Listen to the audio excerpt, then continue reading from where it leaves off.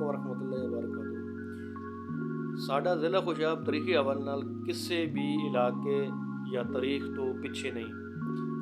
1935 ਦੇ ਵਿੱਚ ਵਾਦੀ ਅਸੂਨ ਦੇ ਵਿੱਚ ਇੱਕ ਸ਼ਹਿਰ ਹੈ, ਉਸ ਦਾ ਨਾਂ ਹੈ ਗਾਉਂ ਦਾ ਚਿੱਟਾ। ਅਤੇ ਚਿੱਟਾ ਦੇ ਮਕਾਮ 'ਤੇ 1935 ਦੇ ਵਿੱਚ ਅਮਰੀਕਨ ਯੂਨੀਵਰਸਿਟੀ ਦੀ ਇੱਕ ਟੀਮ ਆਈ ਅਤੇ ਉਹਨਾਂ ਨੇ ਇੱਥੋਂ ਸਮੁੰਦਰੀ ਜਾਨਵਰਾਂ ਦੇ ਫੋਸਲ ਮਿਲੇ ਹੈ। ਉਹਨਾਂ ਜਿਹੜੇ ਉਹ ਸਮੁੰਦਰੀ ਜਾਨਵਰਾਂ ਦੇ ਢਾਂਚੇ ਫੋਸਲ ਵੇਖੇ ਤਾਂ ਉਹਨਾਂ ਆਖਿਆ ਵੀ ਇੱਥੇ ਸਮੁੰਦਰੀ ਜਾਨਵਰ ਕਿਵੇਂ ਆ ਗਏ। ਉਹਨਾਂ ਰਿਸਰਚ ਕੀਤੀ, ਤਹਿਕੀਕ ਤੋਂ ਸਾਬਿਤ ਹੋਇਆ ਕਿ ਇਹ ਜਿਹੜਾ ਇਲਾਕਾ ਹੈ ਜ਼ਮਾਨਾ ਕਬਲ ਅਲ ਤਾਰੀਖ ਸਮੁੰਦਰ ਦਾ ਹਿੱਸਾ ਰਿਹਾ।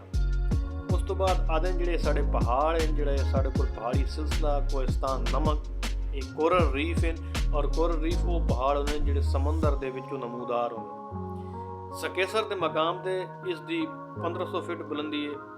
ਸਿਕੰਦਰ ਆਜ਼ਮ ਯੂਨਾਨੀ 320 ਕਬਲ ਮਸੀਹ ਦੇ ਵਿੱਚ ਇੱਥੇ ਆਇਆ ਔਰ ਉਸ ਦੀ ਰਾਜਾ ਪੋਰਸ ਨਾਲ ਜੰਗ ਹੋਈ ਔਰ ਉਹਦੀ ਫੌਜ ਕੁਝ ਟਾਈਮ ਵਾਸਤੇ ਇੱਥੇ ਆਰਾਮ ਕਰਨ ਵਾਸਤੇ ਆਪਣੇ ਘੋੜੇ ਛੋੜੇ ਤਾਂ ਘੋੜਿਆਂ ਇੱਥੋਂ ਪੱਥਰ ਚੱਟਣਾ ਸ਼ੁਰੂ ਕਰ ਦਿੱਤਾ। ਜਿੱਥੋਂ ਦੁਨੀਆ ਦੀ ਦੂਸਰੀ ਵੱਡੀ ਕਾਨ ਜਿਹੜੀ ਫਿਊੜਾ ਦੀ ਮਕਾਮ 'ਤੇ ਮੌਜੂਦ ਹੈ ਉਹ ਦਰਿਆਫਤ ਹੋਈ। ਅਤੇ ਜ਼ਿਲ੍ਹਾ ਖੁਸ਼ਾਬ ਦੇ ਵਿੱਚ ਤਕਰੀਬਨ ਤਮਾਮ ਹਮਲਾਵਰ, ਤਮਾਮ ਬਾਦਸ਼ਾਹ ਉਹਨਾਂ ਦਾ ਵਕਤ ਗੁਜ਼ਰਿਆ।